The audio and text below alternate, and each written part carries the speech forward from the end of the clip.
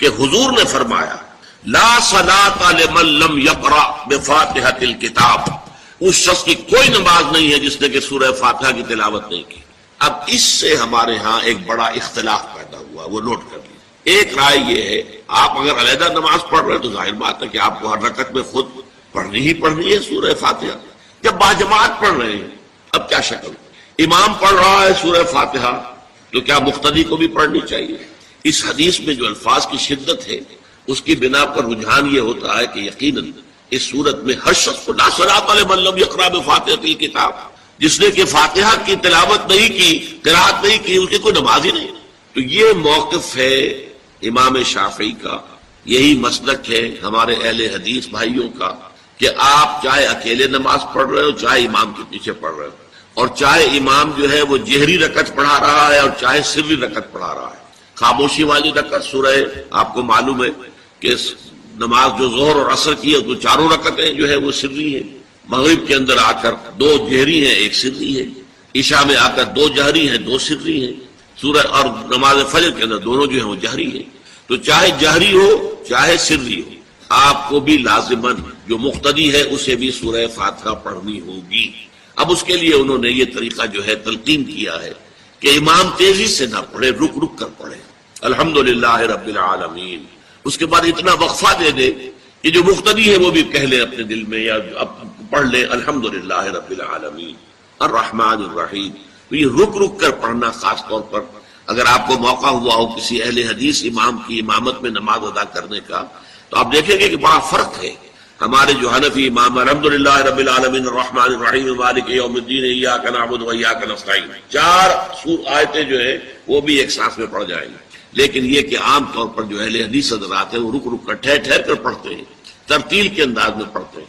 یا پھر دوسری شکل انہوں نے ایک اور کی ہے، یہ آپ سعودی عرب میں جب کبھی نماز پڑھیں گے اور آپ پڑھی ہو آپ نے تو وہاں آپ دیکھیں گے کہ امام جو ہے وہ سورہ فاتحہ پڑھنے کے بعد تو 1 منٹ جو ہے خاموش رہتا ہے تاکہ آپ اب جو مقتدی ہیں وہ اس وقفے میں وہ اب سورہ فاتحہ پڑھ لیں، پھر وہ قرات کرے گا، کوئی اور آیات اس نے شامل کرنی ہے تو بعد میں شروع کرے گا، درمیان میں وقفہ ہوگا۔ لیکن ایک مسلک یہ ہے، اور یہ مسلک جو ہے یہ در حقیقت قرآن مجید کی ایک آیت کے اوپر مبنی ہے۔ سورہ اعراف کے آخر میں فرمایا گیا وَإِذَا قُرِئَ الْقُرْآنُ فَاسْتَمِعُوا لَهُ وَأَنصِتُوا، جب قرآن پڑھا جا رہا ہو تو توجہ سے اسے سنو، خود خاموش رہو۔ اب یہ قرآن مجید کی آیت ہے، اس کے بنا پر ایک رائے یہ ہے کہ آپ امام کے پیچھے سورہ فاتحہ نہیں پڑھیں، پڑھا جا رہا ہے سنو اس کو، خود خاموش رہو۔ اور اس کے لیے وہ دلیل دیتے ہیں کہ یہ شکل ایک وفد کی سی ہے، جیسے کسی بڑی شخصیت کے پاس اگر آپ کا کوئی وفد جاتا ہے، 8-10 افراد ہیں، ان میں اسپوکس مین ایک ہوتا ہے، وہ بات کرتا ہے، باقی سب لوگ موجود رہتے ہیں، سنتے ہیں۔ اسی طریقے سے امام جو ہے وہ گویا کہ آپ کا نمائندہ ہے اور وہ پڑھ رہا ہے الحمدللہ رب العالمین الرحمن الرحیم مالک یوم الدین، تو امام کی قرات ہی آپ کی بھی قرات ہو گئی۔ گویا کہ اس آیت سے، اس حدیث سے اختلاف نہیں ہے، اس کی تعبیر سے اختلاف ہے کہ امام کا قرات کر لینا در حقیقت مقتدیوں کی طرف سے بھی قرات۔ اس میں جو حنفی مسلک ہے وہ بہت سخت ہے، اور وہ یہ ہے کہ چاہے سری نماز ہو اور چاہے جہری ہو، ہر کسی بھی حالت میں مقتدی جو ہے وہ سورہ فاتحہ نہیں پڑھے گا۔ اب اس میں ذرا سا سوال پیدا ہوتا ہے کہ جہری رکعت میں تو اس آیت کا اطلاق ہو جائے گا کہ وَإِذَا قُرِئَ الْقُرْآنُ فَاسْتَمِعُوا لَهُ وَأَنصِتُوا، سری میں تو اس آیت کا اطلاق نہیں ہوتا۔ بہرحال یہ مسلک ہے امام شافعی کا، ایک انتہا پر ہے، ہر صورت میں سری ہو یا جہری ہو آپ کو پڑھنی ہی پڑھنی ہے، اور امام ابو حنیفہ دوسری انتہا پر ہے کہ چاہے سری ہو چاہے جہری ہو کسی شکل میں نہیں پڑھ۔ امام مالک کا مسلک ہے درمیان میں، اور میں اس میں کوئی جھجک محسوس نہیں کرتا کہ میں آپ کے سامنے عرض کر دوں کہ میں اس پر عمل پیرا ہوں۔ وہ کیا ہے؟ جہری نماز میں خاموش رہو اور سنو، اس آیت کا اطلاق ہو جائے گا جب بلند آواز سے پڑھ رہا ہے امام تو پوری توجہ فَاسْتَمِعُوا لَهُ، اپنی پوری توجہ کو اس کے سننے کے اوپر مرکوز کر دو اور خود خاموش رہو۔ سری رکعت میں البتہ جبکہ وہ بھی خاموشی سے پڑھ رہا ہے آپ بھی خاموشی سے پڑھ رہے ہیں۔ بہرحال ان چیزوں میں میں نے یہ سب کچھ بیان کیا ہے تو اس سے جو میرا مقصود ہے وہ یہ ہے کہ معلوم ہو جائے کہ اس میں کوئی بڑی بنیادی بات نہیں ہے، نہ یہ کہ جو حنفی ہیں وہ اس حدیث کا انکار کرتے ہوں کہ لا صلاۃ لمن لم یقرأ بفاتحۃ الکتاب، کیسے وہ انکار کریں گے؟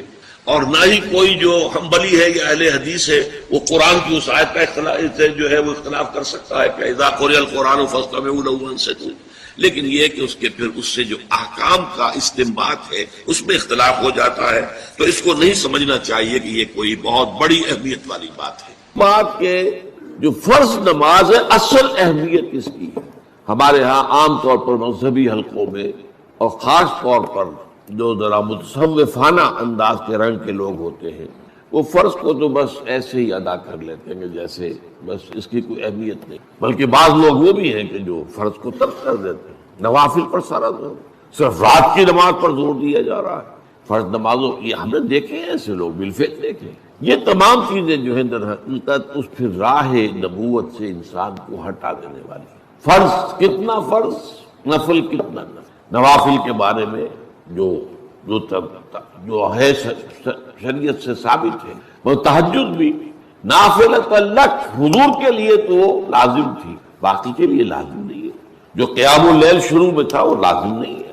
ہاں رمضان مبارک میں اس کی تشویق ہے، ترغیب ہے، وہ خاص ایک مہینہ ہے، اس میں دن میں کھانا پینا جو ہے وہ حرام کیا گیا، تو رات کو 2/3 رات یا 1/3 کم سے کم 1/3 رات جاگو اللہ کے قرآن کے ساتھ، اللہ کی کتاب کے ساتھ۔ تو یہ اصل میں جو توازن ہے یہ جو ہے بہت ضروری ہے۔ ارأیت اذا صلیت الصلوات المکتوبات، حضور آپ نے دیکھا، غور فرمائیے کہ اگر میں جو فرض نمازیں ہیں وہ ادا کروں، اب مثلا ایک حدیث مجھے اور یاد آئی، فرض نماز کی اہمیت کو بیان کرنے کی حضور نے فرمایا جس شخص نے عشاء کی نماز بھی جماعت کے ساتھ ادا کی اور پھر فجر کی نماز بھی جماعت کے ساتھ ادا کی، اس کے لیے پوری رات کا قیام لکھ دیا جائے گا۔ فرض کی یہ اہمیت ہے۔ تو اذا صلیت المکتوبات صلوات المکتوبات وصمت رمضان، اور میں روزہ بھی رمضان کے روزے رکھ دوں، باقی روزہ رکھنا آپ کی مرضی پر ہے، رکھیں ٹھیک ہے، لیکن وہ لازم نہیں ہے۔ نجات کے لیے لازم جو بیس لائن ہے وہ جو عبادات فرض، اس کے بعد جتنا آدمی اضافہ کر سکے، حالات کو بھی دیکھیں۔ بعض حالات ایسے ہوں گے کہ اس میں اصل اہمیت جہاد کی ہو جائے گی، قتال کی ہو جائے گی۔ اب ایسا حال بھی ہو سکتا ہے کہ اسلامی نظام قائم ہے، اسلامی حکومت قائم ہے، نظام خلافت قائم ہے، تو اب قتال کا معاملہ جو وہ حکومت کے ذمہ ہے، حکومت انتظام کرے گی۔ قرآن حکیم نے بھی سورہ آل عمران کے آخری رکوع میں ذکر کو سب سے پہلے اور سب سے اہم عامل کی حیثیت سے شمار کیا، چنانچہ اس کی پہلی آیت جو ہے سورہ آل عمران کے آخری رکوع کی، اس میں تو وہی مضمون جو میں بیان کر چکا وہ آیا ہے، ان فی خلق السماوات والارض واختلاف اللیل والنہار لآیات لأولی الالباب، یقیناً آسمانوں اور زمین کی تخلیق میں اور دن اور رات کے الٹ پھیر میں نشانیاں ہیں ہوش مندوں کے لیے۔ ان کے ذریعے سے انسانی شعور کے اندر وہ معرفت رب اجاگر ہوگی۔ وہ پہلا مرحلہ اب اس نے طے کر لیا، وہ ڈورمنٹ معرفت اب ایکٹیویٹ ہو گئی۔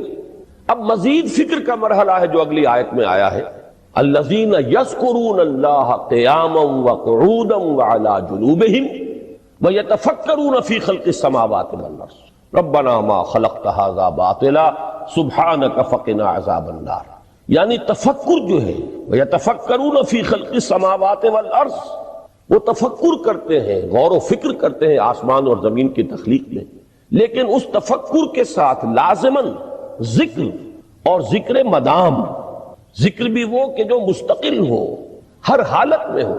الذین یذکرون اللہ قیاما وقعودا وعلی جنوبہم، وہ لوگ کہ جو اللہ کو یاد رکھتے ہیں، اللہ کا ذکر کرتے ہیں، کھڑے ہوئے بھی، بیٹھے ہوئے بھی، اور اپنے پہلوؤں کے بل یعنی لیٹے ہوئے بھی۔ اب ان تین کے سوا تو کوئی پوزیشن انسان کی نہیں ہے، اسی کا نام ہے دوام ذکر۔ اور اس کے ساتھ اگر وہ تفکر کرتے ہیں تو ان کا فکر اگلی منزل تک پہنچتا ہے۔ تو پہلی شے تھی فکر انسانی کی صحیح رخ پر مزید پیش قدمی اور پیش رفت، اور اس کے لیے لازم ہے ذکر و فکر کا امتزاج۔ دوسری چیز کو لیجئے عمل کی درستی۔ اس عمل کی درستی کے لیے اللہ تعالیٰ کے ساتھ ایک گہرے تعلق کی ضرورت ہے، اس لیے کہ صبر کی بحث میں یہ مضامین شاید آپ کے سامنے آ گئے ہو کہ صبر، جہاں مصیبت پر صبر ہوتا ہے، تکلیف پر صبر ہوتا ہے، اللہ کے احکام پر جمنا یہ بھی صبر ہے، نفس کی خواہشات کی باغ کو تھام کر رکھنا، کھینچ کر رکھنا یہ بھی صبر ہے، اور استقامت کسی شے پر قائم رہنا یہ بھی صبر ہے۔ تو عمل صحیح پر استقامت کے لیے وَاصْبِرْ وَمَا صَبْرُكَ إِلَّا بِاللَّهِ، اس صبر کی سب سے اہم جو بنیاد ہے، اس کا جو سب سے بڑا ذریعہ ہے، اس کا جو سب سے بڑا سہارا ہے، وَمَا صَبْرُكَ إِلَّا بِاللَّهِ، اس کے لیے ضرورت ہے ایک گہرے تعلق کی کہ اللہ کے ساتھ ایک ایسا تعلق برقرار رہے جو نہ صرف گہرا ہو بلکہ دائم و قائم ہو، مسلسل۔ ذرا ذہول ہوگا تعلق مع اللہ میں، ذرا کمی آئے گی، شیطان کا وار کاری ہو جائے گا۔ اسی کو حضور نے حدیث میں یوں تعبیر کیا ہے تمثیلاً کہ جو دل اللہ کی یاد سے غافل ہے اس پر، فارسی کا وہ مقولہ بھی ہے کہ خانہ خالی را دیو میں گیرت، گھر خالی رہے تو جنات اس پر دیو جو ہے آ کر قبضہ جما لیتے ہیں۔ تو خانہ قلب جو ہے اگر یاد خدا بندی سے خالی ہو گیا تو شیطان ابلیس لعین اپنی تھوتنی ٹکا دیتا ہے۔ یہ لفظ آتا ہے سور کے منہ کے لیے تھوتنی، جس طرح اس کا نکلا ہوا سا منہ ہوتا ہے آگے، تو یہ لفظ استعمال کیا گیا کہ وہ اپنی تھوتنی انسان کے دل پر جما کر اور پھوکے مارنی شروع کر دیتا ہے۔ تو شیطان کو موقع ہی کب ملتا ہے؟ جب انسان کے تعلق مع اللہ کے اندر کمی ہو، وہ خانہ بالکل خالی ہو گیا ہو یا اتنا ضعیف ہو گیا ہو کہ کل عدم ہو جائے، گویا کہ نہیں۔ تیسری چیز کی طرف آئیے، روحانی ترقی۔ روحانی ترقی کے لیے میں ایک اصطلاح کے سامنے لا رہا ہوں، اس سے مراد کیا ہے؟ روحانی ترقی کے لیے ہماری دینی اصطلاح ہے تقرب الی اللہ، اللہ سے قریب تر ہوتے چلے جانا۔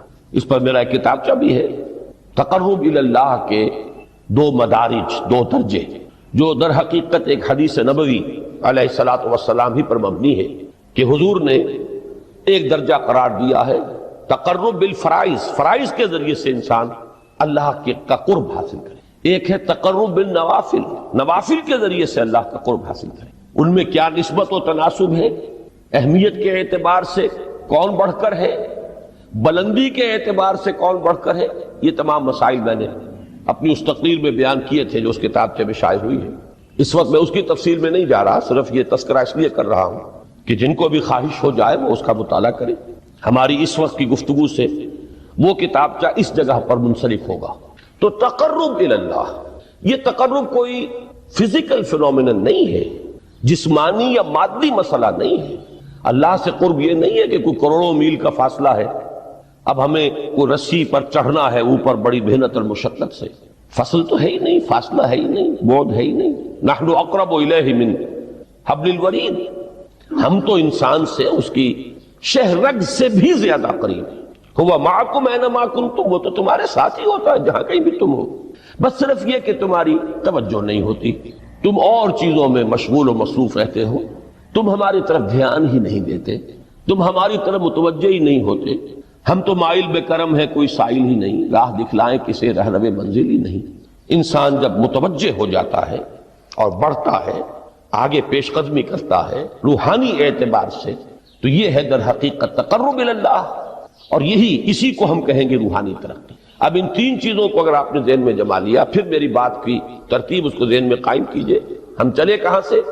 کہ دین کے ساتھ اصل مناسبت فلسفے کی نہیں، حکمت کی۔ نمبر 2، حکمت قرآنی کا پہلا اور اہم ترین اور بنیادی مسئلہ معرفت رب کا حصول ہے۔ اس کا نتیجہ شکر خداوندی ہے، اس کا ذریعہ آیات آفاقی، آیات انفسی، اور سب سے بڑھ کر آیات قرآنیہ ہے جو الذکر ہے، جو تذکرہ ہے، جو ذکرہ ہے۔ لیکن اس پہلے مرحلے کو اگر کوئی انسان بفضل ہی تعالی، اللہ کے فضل و کرم سے طے کر لے، اب اس کے سامنے تین مسئلے، فکر کی مزید پیش رفت، مزید پیش قدمی صحیح رخ پر، اس کے لیے ذکر اور فکر دونوں کا امتزاج لازمی۔ فقر قرآن اختلاط ذکر و فکر، الذین یذکرون اللہ قیاما وقعودا وعلی جنوبہم ویتفکرون فی خلق السماوات۔ دوسری شے عمل کا درست رہنا، نہ افراط و تفریط ہو، عدم توازن ہو، نہ انسان نفس سے مغلوب ہو جائے، نہ انسان جذبات کی رو میں اندھا ہو جائے، نہ انسان ماحول سے مرعوب ہو کر متاثر ہو جائے، صحیح رخ پر اس کا عمل۔ نمبر 3 روحانی ترقی، جو اصل حاصل ہے، جو اصل مقصود ہے۔ نمبر 2 چیز کے لیے تعلق مع اللہ ضروری، نمبر 3 کے لیے تقرب الی اللہ ضروری۔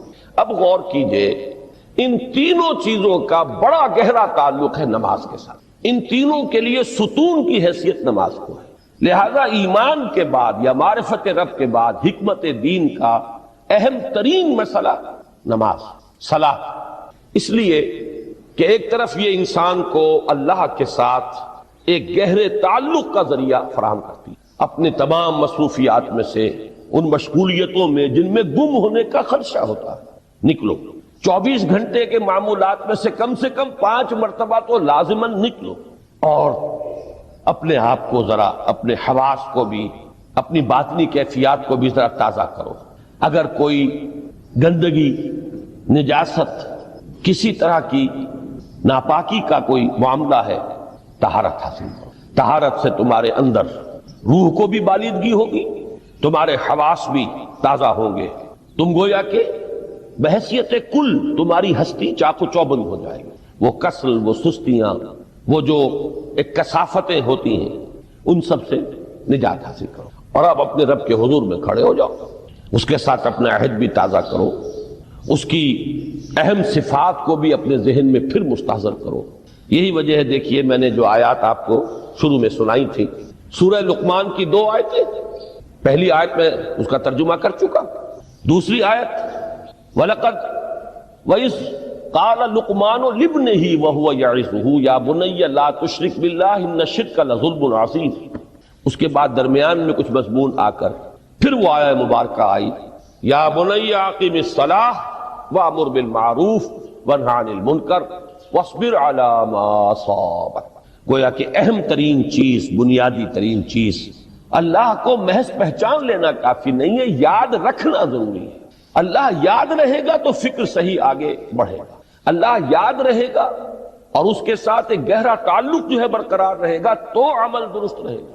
بالکل یہی بات سورہ طٰہٰ میں جو پہلی وحی حضرت موسیٰ علیہ السلام پر ہوئی، اور پہلا مخاطبہ ہے چونکہ حضرت موسیٰ کو یہ انبیاء کرام کے مقدس گروہ میں ایک امتیازی حیثیت حاصل ہے کہ ان سے براہ راست گفتگو ہوئی ہے، اگرچہ صرف ایک پردہ تھا، اوٹ من ورائے حجاب گفتگو ہوئی ہے، لیکن یہ کہ کوئی فرشتے کا درمیانی جو ہے وہ لنک نہیں تھا، براہ راست اللہ تعالیٰ نے حضرت موسیٰ علیہ السلام سے کلام فرمایا۔ کلم اللہ موسیٰ تکلیما، موسیٰ سے تو اللہ نے کلام فرمایا جیسے کہ کلام کیا جاتا ہے۔ تو پہلا مخاطبہ ہے، یہ پہلا مکالمہ ہے، پہلی وحی کہیے، اسی میں یہ الفاظ بھی موجود ہیں، اننی انا اللہ لا الہ الا انا فاعبدنی واقم الصلاۃ لذکری۔ یہ گویا کہ حکمت قرآنی کا ایک بہت بڑا خزانہ ہے یہ آیت مبارکہ، کہ خود حضرت موسیٰ علیہ السلام کو جو ہدایت دی جا رہی ہے، میں ہوں، میں اللہ، اننی انا اللہ لا الہ الا انا، میرے سوا کوئی معبود نہیں، فاعبدنی، بس میری بندگی، میری عبادت، میری پرستش، میری محبت، اس کو اختیار کرو۔ وَأَقِمِ الصَّلَاةَ لِذِكْرِي، اور نماز کو قائم رکھو میری یاد کے لیے۔ بلکہ اسی سلسلہ کلام میں آگے چل کر سورہ طٰہٰ میں آتا ہے، کافی گفت و شنید کے بعد جب حضرت موسیٰ نے کچھ معذرت بھی کی، کچھ دعائیں بھی کی، اللہ نے ایک دعا قبول بھی کی کہ ان کے بھائی کو بھی شریک کر دیا، حضرت ہارون کو بھی۔ اس کے بعد پھر جب فرمایا کہ اب جاؤ فرعون کی طرف، تو اس میں فرمایا وَلَا تَنِيَا فِي ذِكْرِي، اور دیکھنا یہ جو عظیم مشن تمہارے کندھے پر آ گیا ہے، بڑا بھاری اور کٹھن ایک فرض ہے جو تم پر عائد ہو گیا ہے، اس کے لیے سب سے بڑی تمہارے پاس جو قوت کا ذریعہ ہے وہ نماز ہے۔ اقیم فَلَا تَنِيَا عَن ذِكْرِي، میری یاد میں کبھی غفلت نہ کرنا، اس میں کبھی کوئی کمی نہ آنے دینا۔ جیسا کہ میں نے عرض کیا تھا کہ جیسے ہی وہ تعلق جو ہے کمزور پڑتا ہے یا منقطع ہو جائے معاذ اللہ، تو پھر انسان گویا کہ شیطان کے لیے ایک لقمہ تر بن جاتا ہے۔ اب آپ غور کیجئے، تیسری شے تقرب الی اللہ، اس کے حوالے سے بھی جو فرائض اور نوافل کی بات ہے اس کو اس وقت ذہن سے نکال کر یہ سمجھیے کہ اس میں نماز کا کیا مقام ہے، اس لیے کہ نماز فرض بھی ہے، نماز نفل بھی ہے، وہ تو ان دونوں میں شریک ہو جائے گا۔ اب اس کو لفظ صلاۃ کے حوالے سے آپ ان دونوں چیزوں کو سمجھیں. صاد لام واو یا یہ چونکہ حروف علت ایک دوسرے سے بدلتے رہتے ہیں. یہ جو مادہ ہے اس کی جو خالص لغوی اصل ہے، جو خالص عربی زبان میں اس کا بنیادی مفہوم ہے، وہ آگ جلانا یا آگ تاپنا یا آگ سینکنا، حرارت حاصل. لہذا بار بار آتا ہے جہنم کے ذکر میں اسلوہا، اب جلو اس میں، تاپو اس کو، یہ سینکے گی تمہیں. بلکہ تفتلون کا لفظ آیا ہے حضرت موسیٰ کے کلام میں. جب وہ گئے تھے کوہ طور پر، جب پہنچ گئے تو تھے آگ تک کی تلاش میں، لعلکم تستلون، تو اپنے اہل خانہ سے یہی کہا تھا کہ مجھے کہیں وہ روشنی نظر آ رہی ہے، غالباً کوئی وہاں سے آگ مل سکے گی، ورنہ یہ کہ کوئی رہنمائی کو رستہ مجھے مل سکے گا، میں وہ آگ لے آؤں گا، کوئی چنگاری وہاں سے لے آؤں، لعلکم تستلون، تاکہ تم. اب یہ اصطلاح در حقیقت باب افتعال ہے، اور یہ تے یہاں پر توئے کی شکل اختیار کر گئی، تا نے توبن کی صورت اختیار کی سواد کی وجہ سے. بہرحال اس کا سب سے بنیادی مفہوم جو ہے وہ ہے تاپنا، سکائی حاصل کرنا، حرارت.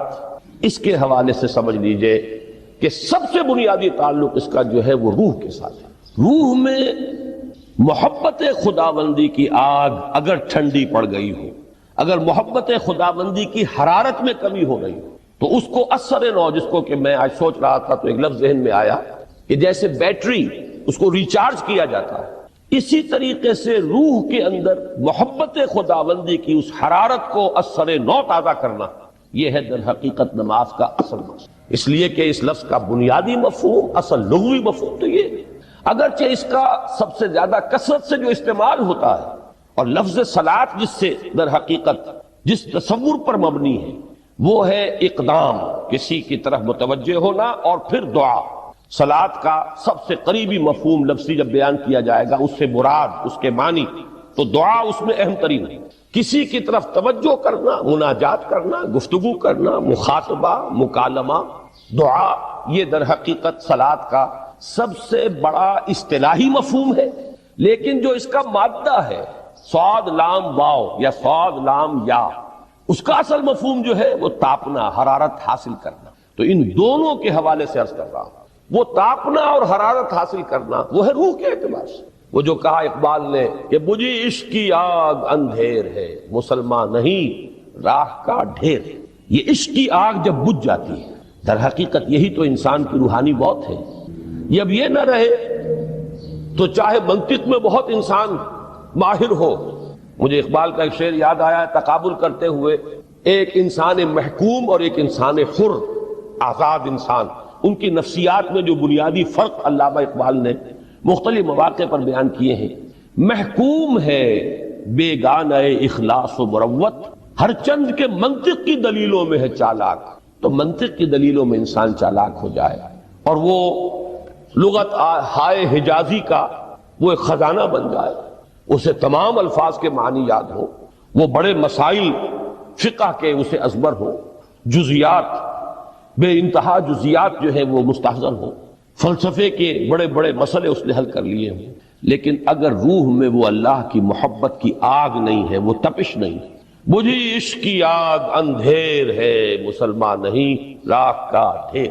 اسی کے حوالے سے آج مجھے یاد آیا تھا کہ وہ جو بڑی سادہ سی ایک نظم ہے، اللہ تعالیٰ سے دعا یا رب دل مسلم کو وہ زندہ تمنا دے، اس میں بھی جو الفاظ آئے ہیں، جو روح کو گرما دے اور قلب کو تڑپا دے، یہ ہے اصل جو مقصود ہے نماز کا. اور یہی وہ چیز ہے جیسا کہ میں نے عرض کیا تھا کہ نگاہوں سے اوجھل، یہ پہلو سامنے ہے ہی نہیں. دوسرا پہلو سامنے ہے اور وہ بھی میرے نزدیک بہت اہم ہے، بہت بنیادی ہے، اس میں کوئی شک نہیں. لیکن یہ ہے بلند ترین منزل کہ تقرب الی اللہ. اس کے لیے در حقیقت یہ کس لیے درکار ہے؟ روح کے اندر عشق کی حرارت اور گرمی تازہ ہونا. بسا اوقات یہ اندر دب جاتی ہے، جیسے انگارہ ہوتا ہے آگ کا، اس کے اوپر خاک اور راکھ آ جاتی ہے، اندر کچھ ہوتی ہے. آگ دبی ہوئی سمجھ، آگ بجھی ہوئی نہ جان. اس دبی ہوئی آگ کو پھر ایک شعلہ بنانا، پھر اس کے اندر ایک حیات تازہ پیدا کرنا، یہ ہے نماز کا اہم ترین اور بلند ترین مقصد. لیکن اس کے ساتھ ہی اس نماز میں ذکر ہونا، اس کا یہ ذکر ہے. اور ذکر کی جب میں فہرست بیان کیا کرتا ہوں، بہت سے حضرات کے سامنے ہوگا کہ ذکر کا در حقیقت مفہوم استحضار اللہ فی القلب. ہمارے ہاں غلطی سے جو ذرائع ذکر ہے انہیں ذکر قرار دے دیا گیا ہے. نماز ذکر نہیں ہے، نماز ذکر کا ذریعہ ہے. اقیم الصلاۃ لذکری، نماز قائم کرو میرے ذکر کے لیے. یہ اللہ اللہ کہنا یا ادعیائے معصورہ جو حضور صلی اللہ علیہ وسلم کی مسنون دعائیں ہیں، انہیں اپنے تمام معمولات دنیاوی کے ساتھ ساتھ ان دعاؤں کو بھی انسان پڑھتا رہے، اللہ سے دعا کرتا رہے. یہ تمام ذرائع ذکر ہیں. سبحان اللہ الحمدللہ الحمدللہ، اس کا آپ ورد کیجئے، یہ بھی ذریعہ ذکر ہے. حقیقت میں ذکر ہے استحضار اللہ فی القلب، اللہ کو دل میں لے آنا، اللہ کو دل میں حاضر کر لینا. اصل میں تو ترجمہ ہوگا، لیکن حاضر جاننا، یہ کیفیت جو ہے انسان کو حاصل ہو جائے. اب اس کے حوالے سے ذرا بات سمجھیے کہ ایک تو میں عرض کر چکا ہوں مجسم ذکر تو قرآن ہے، لہذا ذکر کی فہرست جب آپ کریں گے ذرائع ذکر تو ان میں سب سے پہلے قرآن آئے گا، اس لیے کہ وہ ہماری حکمت کے پہلے مسئلے کو حل کر رہا ہے، بنیادی مسئلہ، اہم ترین مسئلہ. دوسرے نمبر پر ذکر جو ہے، اب اس کے لیے کچھ اصطلاحات جو میرے مختلف دروس میں شاید آپ کے سامنے بعد میں آئیں یا پہلی آ چکی ہوں، ان کے حوالے سے میری بات سمجھیے. ایک ذکر غیابی ہے، تھرڈ پرسن میں، صیغہ غائب میں اللہ کی یاد کرنا. اللہ اکبر اللہ اکبر اللہ اکبر. ابھی اللہ اکبر جو ہے یہ جملہ اسمیہ خبریہ ہے، ایک حقیقت کی تکرار آپ کر رہے ہیں، اللہ سب سے بڑا ہے، اللہ سب سے بڑا ہے. سبحان اللہ سبحان اللہ سبحان اللہ. یہ در حقیقت ذکر غیابی ہے کہ آپ اس میں مخاطب نہیں ہے اللہ سے. ایک ذکر خطابی کہیں یا ذکر حضوری کہیں جس میں مکالمہ ہوگا، جس میں گفتگو ہوتی ہے. تو نماز در حقیقت ذکر حضوری اور ذکر خطابی کی بلند ترین شکل ہے. اس لیے میں نے عرض کیا تھا کہ نماز کے لفظ یا صلاۃ کے لفظ، یہ اصطلاحی معنی جو اکثر و بیشتر کیے جاتے ہیں، وہ ہے دعا. اور دعا میں ہوتا کیا ہے؟ مکالمہ ہے، مخاطب، اے اللہ، اے میرے رب، اے پروردگار. پھر یہ کہ اس میں اقدام اور کسی کی طرف متوجہ ہونا. یہی وجہ ہے کہ افتتاح صلاۃ، نماز کو شروع کرنے کے لیے ایک تو وہ الفاظ جو قرآن مجید میں آئے ہیں، انی وجہت وجہی للذی فطر السماوات والارض حنیفا وما انا من المشرکین. یہ ہے توجہ کا ارتکاز، بشرطے کہ یہ صرف الفاظ ہی نہ نکل رہے ہوں، واقعتاً یہ تعبیر ہو اس وقت کی انسان کی نفسیاتی کیفیت کے، کہ شعوری طور پر وہ فیصلہ کرتا ہے کہ اب میں منقطع ہو رہا ہوں، ہر چہار طرف سے اپنی توجہ کو ہٹا کر، ہر مسئلے سے اپنے آپ کو خالی و ذہن کر کے، یعنی ظاہری اور باطنی دونوں اعتبار سے میں اپنی توجہ کا ارتکاز کر رہا ہوں اس ذات کی طرف جس نے آسمانوں اور زمین کو پیدا کیا، اور بالکل یکسو ہو کر رہا ہوں. انی وجہت وجہی للذی فطر السماوات والارض حنیفا وما انا من المشرکین. اور دوسری وہ جو دعا جس سے ہم افتتاح کرتے ہیں اپنی نماز کا، دیکھیں اس میں خطاب کا کس قدر اہتمام. وہاں سبحان اللہ نہیں ہے، سبحانک اللہم، پاک ہے تو اے رب ہمارے، وبحمدک وتبارک اسمک وتعالی جدک. آپ غور کر رہے ہیں، یہ ہے تخاطب، براہ راست مخاطب ہونا ہو رہی. تو سب سے پہلی بات تو یہ ہوئی کہ ذکر کی ایک شکل ہے ذکر غیابی، دوسری ذکر حضوری، اور ذکر حضوری یا ذکر خطابی کی بلند ترین منزل، بلند ترین اس کا ذریعہ نماز. اس کو ایک پہلو سے اور سمجھ لیجئے. سورہ فاتحہ جب پھر ہم پڑھتے ہیں جسے الصلاۃ کہا گیا ہے، جو لب لباب ہے، خلاصہ ہے، اس میں پھر تدریجاً غیاب سے حضور کی طرف پیش قدمی ہوتی ہے. الحمدللہ رب العالمین الرحمن الرحیم مالک یوم الدین. یہ ذکر غیابی ہے، اس میں ابھی خطاب نہیں آیا.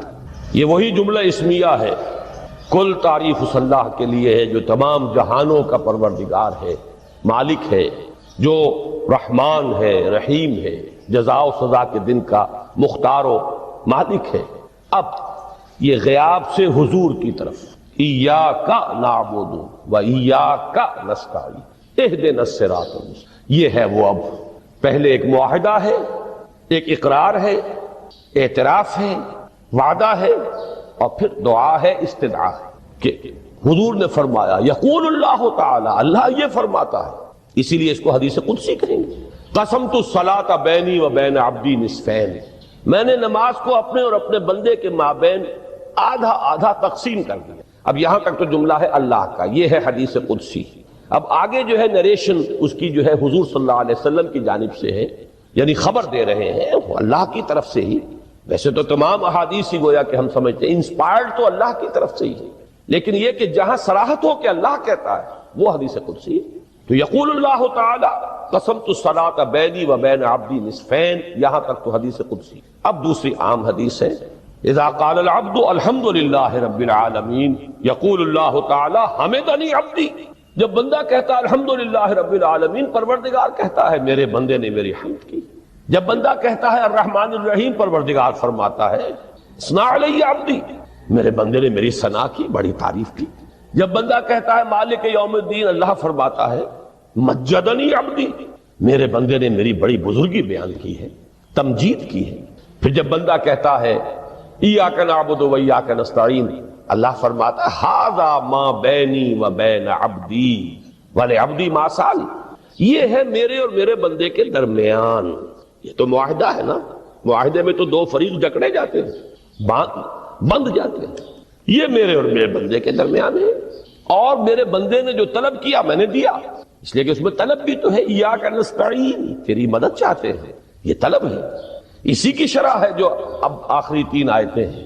پروردگار ہم تیری مدد چاہتے ہیں، پروردگار ہم تیری ہی بندگی کرتے ہیں اور کریں گے، اور تیری ہی مدد چاہتے ہیں، چاہیں گے. اگر حال میں اس کا ترجمہ کریں گے زمانہ حال کے اعتبار سے، اس لیے کہ فعل مضارع میں تو دونوں موجود ہیں، شامل ہیں، تو یہ ایک اعتراف ہے، اظہار حال ہے. اللہ کرے کہ وہ واقعتاً صحیح اظہار حال ہو، ہم واقعی اللہ کی بندگی کرتے ہوئے یہ کہیں کہ ایاک نعبد. اس وقت یہ ہے کہ اصل نماز یہی ہے، یہ سورہ فاتحہ. چنانچہ میں آپ کو حدیث سنا رہا ہوں جو صحیح بخاری میں بھی ہے، صحیح مسلم میں بھی ہے، جامع ترمذی میں بھی ہے، سنن ابی داؤد میں بھی ہے، سنن نسائی میں بھی ہے، اور بہت سی کتابوں میں موجود. اور یہ عن عبادہ بن صامت رضی اللہ تعالی عنہ، حضرت عبادہ بن صامت سے ہے مرفوعا کہ حضور نے فرمایا لا صلاۃ لمن لم یقرأ بفاتحۃ الکتاب، اس شخص کی کوئی نماز نہیں ہے جس نے کہ سورہ فاتحہ کی تلاوت نہیں کی. اب اس سے ہمارے ہاں ایک بڑا اختلاف پیدا ہوا، وہ نوٹ کر لیجیے. ایک رائے یہ ہے آپ اگر علیحدہ نماز پڑھ رہے ہیں تو ظاہر بات ہے کہ آپ کو ہر رکعت میں خود پڑھنی ہی پڑھنی ہے سورہ فاتحہ. جب باجماعت پڑھ رہے ہیں اب کیا شکل، امام پڑھ رہا ہے سورہ فاتحہ تو کیا مقتدی کو بھی پڑھنی چاہیے؟ اس حدیث میں جو الفاظ کی شدت ہے اس کی بنا پر رجحان یہ ہوتا ہے کہ یقیناً اس صورت میں ہر شخص کو لا صلاۃ لمن لم یقرأ بفاتحۃ الکتاب، جس نے کہ فاتحہ کی تلاوت نہیں کی، قرات نہیں کی، اس کی کوئی نماز ہی نہیں. تو یہ موقف ہے امام شافعی کا، یہی مسلک ہے ہمارے اہل حدیث بھائیوں کا کہ آپ چاہے اکیلے نماز پڑھ رہے ہو، چاہے امام کے پیچھے پڑھ رہے ہو، اور چاہے امام جو ہے وہ جہری رکعت پڑھا رہا ہے اور چاہے سری رکعت پڑھا رہا ہے. خاموشی والی رکعت سورہ آپ کو معلوم ہے کہ نماز جو ظہر اور عصر کی ہے تو 4 رکعتیں جو ہے وہ سری ہیں. مغرب کے اندر آ کر 2 جہری ہیں 1 سری ہے، عشاء میں آ کر 2 جہری ہیں 2 سری ہیں، سورہ اور نماز فجر کے اندر دونوں جو ہیں وہ جہری ہیں. تو چاہے جہری ہو چاہے سری ہو آپ کو بھی لازماً جو مقتدی ہے اسے بھی سورہ فاتحہ پڑھنی ہوگی. اب اس کے لیے انہوں نے یہ طریقہ جو ہے تلقین کیا ہے کہ امام تیزی سے نہ پڑھے، رک رک کر پڑھے الحمدللہ رب العالمین، اس کے بعد اتنا وقفہ دے دے کہ جو مقتدی ہے وہ بھی کہہ لے اپنے دل میں یا پڑھ لے الحمدللہ رب العالمین الرحمن الرحیم. تو یہ رک رک کر پڑھنا، خاص طور پر اگر آپ کو موقع ہوا ہو کسی اہل حدیث امام کی امامت میں نماز ادا کرنے کا، تو آپ دیکھیں گے کہ بڑا فرق ہے. ہمارے جو حنفی امام الحمدللہ رب العالمین الرحمن الرحیم مالک یوم الدین ایاک نعبد و ایاک نستعین، 4 آیتیں جو ہے وہ بھی ایک سانس میں پڑھ جائیں گی. لیکن یہ کہ عام طور پر جو اہل حدیث حضرات ہیں وہ رک رک کر ٹھہر ٹھہر کر پڑھتے ہیں، ترتیل کے انداز میں پڑھتے ہیں. یا پھر دوسری شکل انہوں نے ایک اور کی ہے، یہ آپ سعودی عرب میں جب کبھی نماز پڑھیں گے اور آپ پڑھی ہو آپ نے، تو وہاں آپ دیکھیں گے کہ امام جو ہے وہ سورہ فاتحہ پڑھنے کے بعد تو 1 منٹ جو ہے خاموش ہے، تاکہ آپ اب جو مقتدی ہیں وہ اس وقفے میں وہ اب سورہ فاتحہ پڑھ لیں. پھر وہ قرات کرے گا، کوئی اور آیات اس نے شامل کرنی ہے تو بعد میں شروع کرے گا، درمیان میں وقفہ ہوگا. لیکن ایک مسلک یہ ہے، اور یہ مسلک جو ہے یہ در حقیقت قرآن مجید کی ایک آیت کے اوپر مبنی ہے. سورہ اعراف کے آخر میں فرمایا گیا وَإِذَا قُرِئَ الْقُرْآنُ فَاسْتَمِعُوا لَهُ وَأَنصِتُوا، جب قرآن پڑھا جا رہا ہو تو توجہ سے اسے سنو، خود خاموش رہو. اب یہ قرآن مجید کی آیت ہے. اس کے بنا پر ایک رائے یہ ہے کہ آپ امام کے پیچھے سورہ فاتحہ نہیں پڑھیں. پڑھا جا رہا ہے سنو اس کو، خود خاموش رہو. اور اس کے لیے وہ دلیل دیتے ہیں کہ یہ شکل ایک وفد کی سی ہے. جیسے کسی بڑی شخصیت کے پاس اگر آپ کا کوئی وفد جاتا ہے، 8-10 افراد ہیں، ان میں اسپوکس مین ایک ہوتا ہے، وہ بات کرتا ہے، باقی سب لوگ موجود رہتے ہیں، سنتے ہیں. اسی طریقے سے امام جو ہے وہ گویا کہ آپ کا نمائندہ ہے اور وہ پڑھ رہا ہے الحمدللہ رب العالمین الرحمن الرحیم مالک یوم الدین. تو امام کی قرات ہی آپ کی بھی قرات ہو گئی. گویا کہ اس آیت سے، اس حدیث سے اختلاف نہیں ہے، اس کی تعبیر سے اختلاف ہے کہ امام کا قرات کر لینا در حقیقت مقتدیوں کی طرف سے بھی قرات. اس میں جو حنفی مسلک ہے وہ بہت سخت ہے، اور وہ یہ ہے کہ چاہے سری نماز ہو اور چاہے جہری ہو، ہر کسی بھی حالت میں مقتدی جو ہے وہ سورہ فاتحہ نہیں پڑھے. اب اس میں ذرا سا سوال پیدا ہوتا ہے کہ جہری رکعت میں تو اس آیت کا اطلاق ہو جائے گا کہ وَإِذَا قُرِئَ الْقُرْآنُ فَاسْتَمِعُوا لَهُ وَأَنصِتُوا. سری میں تو اس آیت کا اطلاق نہیں ہوتا. بہرحال یہ مسلک ہے امام شافعی کا، ایک انتہا پر ہے، ہر صورت میں سری ہو یا جہری ہو آپ کو پڑھنی ہی پڑھنی ہے. اور امام ابو حنیفہ دوسری انتہا پر ہے کہ چاہے سری ہو چاہے جہری ہو کسی شکل میں نہیں پڑھے. امام مالک کا مسلک ہے درمیان میں، اور میں اس میں کوئی جھجک محسوس نہیں کرتا کہ میں آپ کے سامنے عرض کر دوں کہ میں اس پر عمل پیرا ہوں. وہ کیا ہے؟ جہری نماز میں خاموش رہو اور سنو. اس آیت کا اطلاق ہو جائے گا جب بلند آواز سے پڑھ رہا ہے امام تو پوری توجہ، فاستمعوا له، اپنی پوری توجہ کو اس کے سننے کے اوپر مرکوز کر دو اور خود خاموش رہو. سری رکعت میں البتہ جبکہ وہ بھی خاموشی سے پڑھ رہا ہے، آپ بھی خاموشی سے پڑھ رہے. بہرحال ان چیزوں میں میں نے یہ سب کچھ بیان کیا ہے تو اس سے جو میرا مقصود ہے وہ یہ ہے کہ معلوم ہو جائے کہ اس میں کوئی بڑی بنیادی بات نہیں ہے. نہ یہ کہ جو حنفی ہیں وہ اس حدیث کا انکار کرتے ہوں کہ لا صلاۃ لمن لم یقرأ بفاتحۃ الکتاب، کیسے وہ انکار کریں گے. اور نہ ہی کوئی جو حنبلی ہے یا اہل حدیث ہے وہ قرآن کی اس آیت کا اختلاف جو ہے وہ اختلاف کر سکتا ہے کہ اذا قرئ القرآن فاستمعوا له وانصتوا.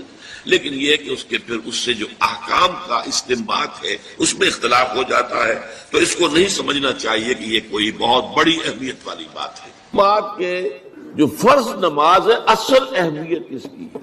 ہمارے ہاں عام طور پر مذہبی حلقوں میں اور خاص طور پر جو ذرا متصوفانہ انداز کے رنگ کے لوگ ہوتے ہیں وہ فرض کو تو بس ایسے ہی ادا کر لیتے ہیں جیسے بس اس کی کوئی اہمیت نہیں ہے. بلکہ بعض لوگ وہ بھی ہیں کہ وہ فرض کو ترک کر دیتے ہیں، نوافل پر سارا زور، صرف رات کی نماز پر زور دیا جا رہا ہے.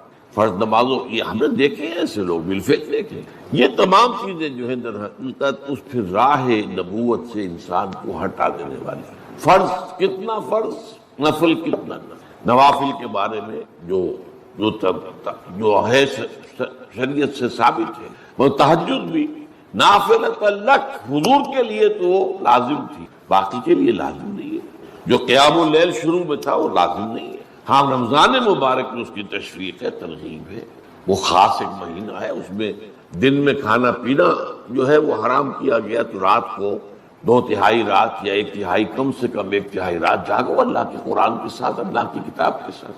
تو یہ اصل میں جو توازن ہے یہ جو ہے بہت ضروری. ارأیت اذا صلیت الصلوات المکتوبات، حضور آپ نے دیکھا، غور فرمائیے کہ اگر میں جو فرض نمازیں ہیں وہ ادا کر دوں. اب مثلا ایک حدیث مجھے اور یاد آئی، فرض نماز کی اہمیت کو بیان کرنے کے لیے حضور نے فرمایا جس شخص نے عشاء کی نماز بھی جماعت کے ساتھ ادا کی اور پھر فجر کی نماز بھی جماعت کے ساتھ ادا کی، اس کے لیے پوری رات کا قیام لکھ دیا جائے گا. فرض کی یہ اہمیت. تو اذا صلیت المکتوبات، صلوات المکتوبات وصمت رمضان، اور میں روزہ بھی رمضان کے روزے رکھ لوں، باقی روزہ رکھنا آپ کی مرضی پر ہے، رکھیں ٹھیک ہے، لیکن وہ جو لازم نہیں ہے. نجات کے لیے لازم جو بیس لائن ہے وہ جو عبادات فرض، اس کے بعد جتنا آدمی اضافہ کر سکے. حالات کو بھی دیکھیں، بعض حالات ایسے ہوں گے کہ اس میں اصل اہمیت جہاد کی ہو جائے گی، قتال کی ہو جائے گی. اب ایسا حال بھی ہو سکتا ہے کہ اسلامی نظام قائم ہے، اسلامی حکومت قائم ہے، نظام خلافت قائم ہے، تو اب قتال کا معاملہ جو وہ حکومت کے ذمہ ہے، حکومت انتظام کرے گی. اگر کہیں 10,000 آدمی چاہیے، 10,000 آدمی نکل آئے جانے کے لیے، تو باقی آرام سے گھر میں سوئیں یا نوافل پڑھیں، ساری رات کھڑے رہے، ٹھیک ہے، یہ تقرب بالنوافل کا موقع ہوگا۔ لیکن اگر اللہ کا دین جو ہے وہ مغلوب ہے، پامال ہے، اسے پاؤں تلے رودا جا رہا ہے، شریعت کی دھجیاں بکھیری جا رہی ہیں، عوامر کا استہزاء ہو رہا ہے، اور جو منکرات ہیں ان کی تبلیغ ہو رہی ہے، اس وقت آدمی نوافل میں لگا رہے، وہاں تو فرض ہو جائے گا امر بالمعروف نہی عن المنکر، جہاد، اس کی جو بھی تقاضے ہیں اس وقت سارے تقاضے اس کو بیان کرنے کا موقع نہیں ہے، اس اصل شیخ کو اس فرض کو ترک کر کے نوافل میں لگیں گے، یہ نوافل منہ پر دے مارے جائے گا۔ اس کو بہت زیادہ نمایاں کرنے کے لیے میں مثال دیتا ہوں، ذرا سوچئے، جب دامن احد میں معرکہ جاری تھا اور صحابہ کی جان پر بنی ہوئی تھی، خود حضور کی جان پر بنی ہوئی تھی، آپ کو معلوم ہے آپ زخمی ہوئے ہیں اور اتنا خون آپ کا بہہ گیا ہے کہ آپ بے ہوش ہو گئے ہیں اور خبر اڑ گئی کہ آپ کا تو انتقال ہو گیا، شہید ہو گئے۔ اس وقت اگر کوئی شخص مسجد نبی میں بیٹھا ہوا درود کی تسبیح پڑھ رہا ہو یا کوئی اور نوافل ادا کر رہا ہو یا قرآن پڑھ رہا ہو تو اس کے بارے میں کیا حکم آپ کا ہو؟ پکا منافق، حالانکہ کام تو وہ اچھے کر رہا ہے۔ درود کی کتنی فضیلت آئی ہے، اور نوافل ہے یا قرآن کا پڑھنے کا ایک ایک حرف کا 10 نیکیوں کا ثواب ہے۔ حق کے فوراً بعد والدین کے حق کا ذکر ہے۔ سورہ بقرہ کی آیت نمبر 83 اس میں بھی اللہ کے حق کے بعد والدین کا۔ سورہ نساء کی آیت نمبر 36 اللہ کے ساتھ شرک مت کرو، اللہ کی بندگی میں کسی کو شریک نہ ٹھہراؤ، والدین کے ساتھ حسن سلوک۔ سورہ انعام کا 19واں رکوع توحید خداوندی کے فوراً بعد والدین کے ساتھ حسن سلوک۔ اسی طرح یہاں اور ایک مقام تو اور ہے جو ہم اپنے منتخب نصاب میں پڑھ چکے ہیں، جہاں اس طرح بریکٹ کیا ہے اللہ نے، انشکر لی ولوالدیک، کرو شکر میرا اور اپنے والدین کا۔ اس میں نوٹ کر لیجئے، چونکہ ادائے حقوق کا فلسفہ ہے، جیسا کہ میں تمہیدی جو گفتگو ہے اس میں عرض کر چکا ہوں، معاشرت کے اندر اصل شے دیکھنی یہ کہ کس کا کیا حق، وہ حق ادا کیجئے۔ اس میں ظاہر بات ہے کہ سب سے بڑا حق تو انسان پر اللہ کا ہے، خالق وہ، مالک وہ، رازق وہ، اور حقیقتاً رب بھی وہی ہے، پالنے والا وہی ہے۔ البتہ پالنے میں اللہ نے ذریعہ بنایا ہے والدین کو، انسان وجود میں آتا ہے والدین کے ذریعے، یہ جو بھی نعمت وجود عطا ہوئی ہے اس میں بھی ذریعہ اور واسطہ والدین بنے۔ پھر جو ربوبیت ہے، پالنا پوسنا ہے، اس میں بھی اللہ کی ربوبیت کا سب سے بڑا ذریعہ، خاص طور پر اس وقت جب کہ انسان اپنے پاؤں پر کھڑا نہیں ہے، جیسے کہ آگے آ رہا ہے رب ارحمہما کما ربیانی صغیرا، اے رب جب کہ میں بالکل چھوٹا سا تھا، مجھے تو اپنی ضرورتوں کا احساس بھی نہیں تھا، میں اپنی کسی ضرورت کا شعور بھی نہیں رکھتا تھا، انہوں نے میری کیئر کی ہے، مجھے پالا پوسا ہے، میری ضروریات فراہم، یہ میری تکلیف پر خود جاگتے رہے ہیں اور تڑپتے رہے، اپنا پیٹ کاٹا ہے اور مجھے کھلایا ہے، یہ سارا کام جو انہوں نے میرے ساتھ کیا، پروردگار ان کے احسانات کا بدلہ میں نہیں چکا سکتا، تجھ ہی سے درخواست کر رہا ہوں، رب ارحمہما کما ربیانی صغیرا۔ تو معلوم ہوا کہ یہ در حقیقت اسلامی تمدن اور اسلامی معاشرت کا اصل الاصول ہے کہ حقوق میں اللہ کے حق کے فوراً بعد بلکہ متصلاً بعد بریکٹڈ اللہ کے حق کے ساتھ والدین کا حق۔ یہاں بھی ذرا ایک فرق جو ہے وہ نوٹ کر لیں، جہاں بات آئے گی اطاعت کی، اطاعت اللہ کے بعد رسول کی، والدین کی نہیں، والدین کی اطاعت تو مشروط ہوگی، لیکن اللہ کی اطاعت کے ساتھ بریکٹڈ اطاعت، اطیعوا اللہ واطیعوا الرسول، سورہ تغابن میں بھی ہم پڑھ چکے، فَإِن تَوَلَّيْتُمْ فَإِنَّمَا عَلَىٰ رَسُولِنَا الْبَلَاغُ الْمُبِينُ۔ اطاعت میں اللہ کے بعد فوراً اللہ کا رسول، محبت میں اللہ کے فوراً بعد اللہ کا رسول۔ قُلْ إِن كَانَ آبَاؤُكُمْ وَأَبْنَاؤُكُمْ وَإِخْوَانُكُمْ وَأَزْوَاجُكُمْ وَعَشِيرَتُكُمْ وَأَمْوَالٌ اقْتَرَفْتُمُوهَا وَتِجَارَةٌ تَخْشَوْنَ كَسَادَهَا وَمَسَاكِنُ تَرْضَوْنَهَا أَحَبَّ إِلَيْكُم مِّنَ اللَّهِ وَرَسُولِهِ وَجِهَادٍ فِي سَبِيلِهِ۔ تو گویا کہ اطاعت میں بھی اللہ کے فوراً بعد اللہ کا رسول صلی اللہ علیہ وسلم، محبت میں بھی اللہ کے فوراً بعد اللہ کا رسول صلی اللہ علیہ وسلم، لیکن ادائے حقوق، شکر، اس میں اللہ کے فوراً بعد والدین۔ معلوم ہوا کہ ہر چیز کا اپنا ایک تقاضا ہے، ہر مضمون میں اپنی ایک ترتیب علیحدہ ہو جائے گی۔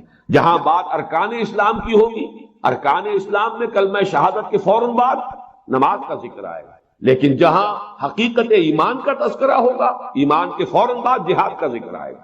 ہر شے میں اپنے مضمون کے اعتبار سے ترتیب جو ہے وہ بدل جائے گی۔ تو یہاں نوٹ کیجئے وَقَضَىٰ رَبُّكَ أَلَّا تَعْبُدُوا إِلَّا إِيَّاهُ وَبِالْوَالِدَيْنِ إِحْسَانًا۔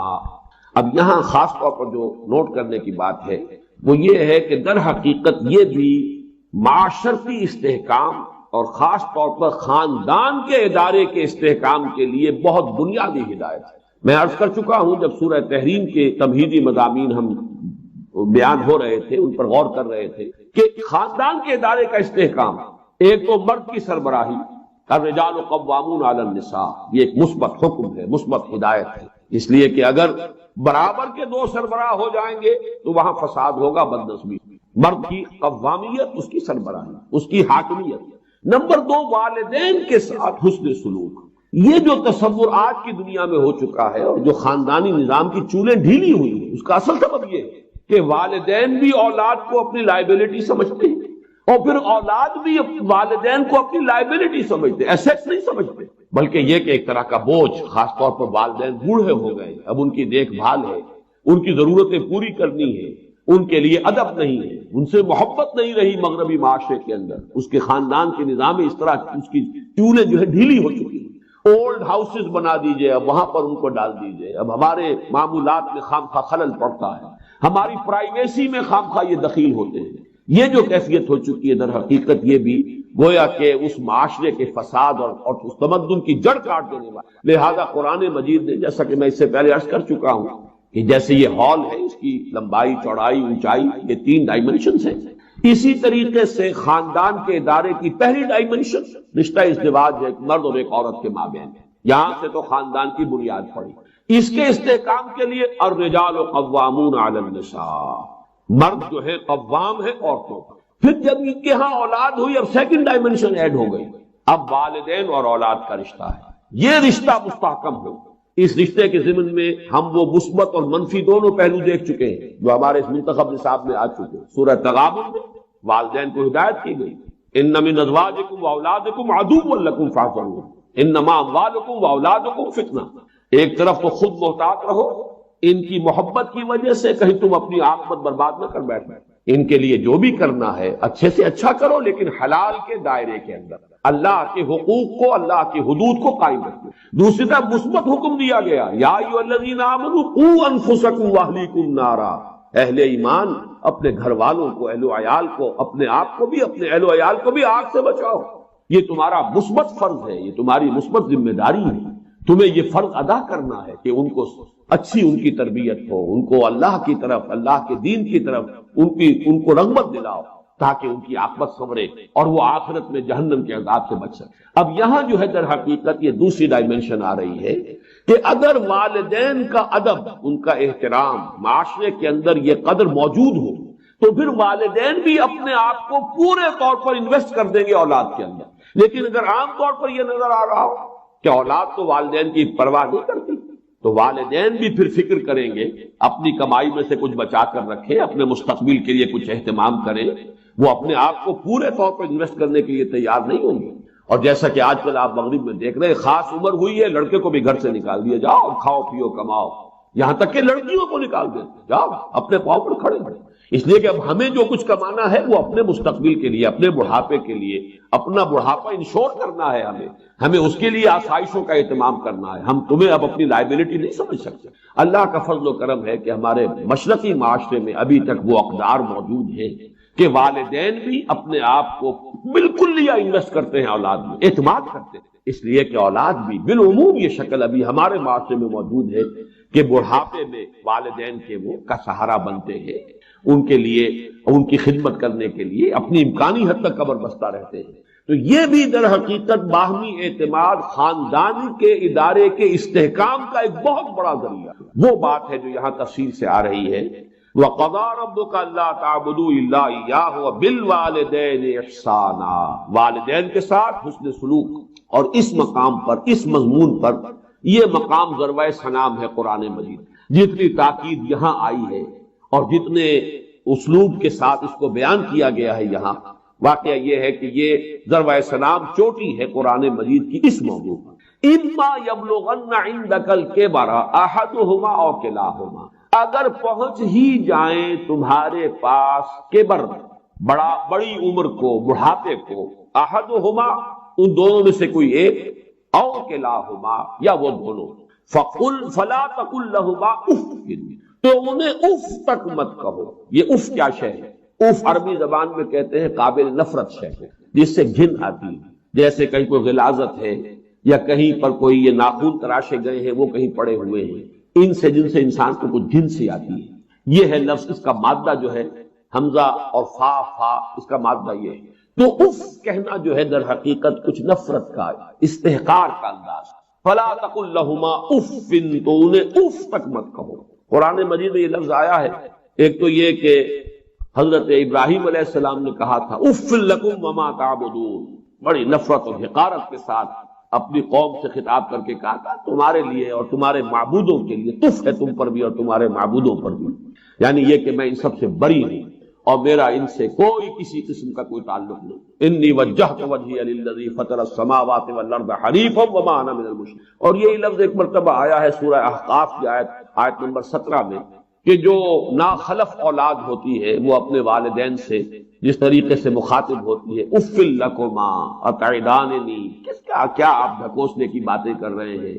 کیا مجھے بتا رہے ہیں کہ میں جب مر جاؤں گا اور مٹی ہو کر مٹی میں مل جاؤں گا پھر مجھے اٹھا لیا جائے گا؟ تو وہاں بھی لفظ اف آیا ہے۔ تو یہاں نوٹ کیجئے فلا تقل لہما اف، انہیں اف تک نہ کسی معاملے میں کہیں انہیں یہ احساس، اس کا اصل مفہوم سمجھیے، ان کے احساسات مجروح نہ ہو، یہ ہمیں کوئی اپنے اوپر بوجھ سمجھ رہے ہیں یا یہ کہ ہم سے کسی درجے میں کوئی نفرت کر رہے ہیں، ہمیں اب کوئی بنظر استحقار دیکھ رہے ہیں، اولاد کی طرف سے یہ طرز عمل والدین کے لیے ظاہر بات ہے کہ نہایت ان کے جذبات کو مجروح کرنے والا ہوگا۔ فلا تقل لہما اف ولا تنہرہما، جھڑکو مت۔ یہ آگے بات مزید واضح ہو جائے گی۔ کبھی ایسا ہوتا ہے کہ بڑی عمر کو والدین پہنچ گئے ہیں، تو جیسے خود قرآن مجید میں سورہ حج میں بیان کیا گیا ارذل العمر، ایک بڑی عمر ایسی بھی ہوتی ہے کہ وہ جس کو ارذل عمر کہا گیا ہے، اور اس میں کہ لا یعلم من بعد علم شیئا، انسان کے حافظے میں، ذہن میں، سوچ میں وہ یہ ترقی معکوس شروع ہو جاتی ہے، بلکہ یہ کہ بچپن کی سی کچھ باتیں جو ہیں وہ عود کر آتی ہیں، لوٹ کر آ جاتی ہیں، وہی عادتیں، وہی خواہشات۔ اس ظاہر بات ہے کہ اس وقت والدین کی ہر بات نہیں مانی جا سکتی، ان کی کسی فرمائش کو رد بھی کر دینا پڑے گا، لیکن لا تنہر، جھڑکو مت۔ بات جو ہے وَقُلْ لَهُمَا قَوْلًا كَرِيمًا، بات کرو ان کے ساتھ نرمی کے ساتھ، ادب کے ساتھ، شائستگی کے ساتھ۔ کسی فرمائش کو اگر رد بھی کر دینا ہے تو جھڑکنے کے انداز میں نہیں، ڈانٹنے اور ڈپٹنے کے انداز میں۔ وَلَا تَنْهَرْهُمَا وَقُلْ لَهُمَا قَوْلًا كَرِيمًا، اور ان سے بات کیا کرو، گفتگو کرو، ان کے سے مخاطب ہو تو بڑے ادب کے ساتھ، نرمی کے ساتھ، شائستگی کے ساتھ، تہذیب کے ساتھ، ان کے مقام اور مرتبے کو ملحوظ رکھتے۔ وَخْفِضْ لَهُمَا جَنَاحَ الذُّلِّ مِنَ الرَّحْمَةِ، دیکھیے یہاں کتنے مختلف اسلوبوں سے بات لائی جا رہی ہے، ایک ہی بات ہے لیکن تکرار کے ساتھ، اعادے کے ساتھ اس کو لایا جا رہا ہے تاکہ اور بات واضح ہو جائے۔ وَخْفِضْ لَهُمَا جَنَاحَ الذُّلِّ، اور اپنے بازوؤں کو جھکا کر رکھا کرو ان کے سامنے، جناح الذل من الرحمہ۔ اب ذل بھی کہتے ہیں کسی کے سامنے پست ہو جانا، کسی کے سامنے اپنے آپ کو بچھا دینا۔ پھر رحمت اور شفقت، یہ جو کیفیت ہے جذبات کے اندر، ان کے سامنے یہ رہو تو